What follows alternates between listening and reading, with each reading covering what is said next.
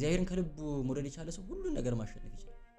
ለእግዚአብሔር ያለው ፍቅር እውነተኛ ጀንዊን የሆነ ሰው የሆነ ነጠላ ምን ለብሰው ሰው እንዲያየን ካልሆነ ምን ዘምረው ከበሮ ምን መተው ሰዎች እንዲያዩን ካልሆነ ከበሮ ይዘን ምን ሽከረከሩ ለምንድን ነው? እግዚአብሔር ደስ እንዲለው በጣም የሚያምር ልብስ ለብሰን ቤተክርስቲያን ምን እግዚአብሔር ደስ እንዲለው በእኛ ልብስ ደስ እንዲሰኝ ነው አይደለም። ሰዎች እንዲያዩ ሁሉን ትተን ግን እግዚአብሔር ብቻ እንዲወደን እግዚአብሔር ብቻ እንዲያየን ማድረግ ከቻለን ያው እውነተኛ ክርስትና እና ፍቅሩ እንዲያድርብን መጸለይ እንልመድ። እስቲ እንሳል። ጌታው በቃ ልውደድ፣ አንተ እያመመህ እንደወደድከኝ እያመመኝ ደግሞ ልውደድ።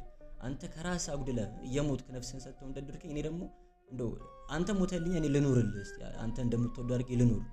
አንተ እንደሞትክልኝ ልሞትልህ ባልችል ከአንተ ፍቅር የያዘኝ ልክ ባል ስጠኝ ሚስት ስጠኝ ብለን እንደምንጸልየው ከአንተ ፍቅር የያዘኝ አንተ ልውደድ።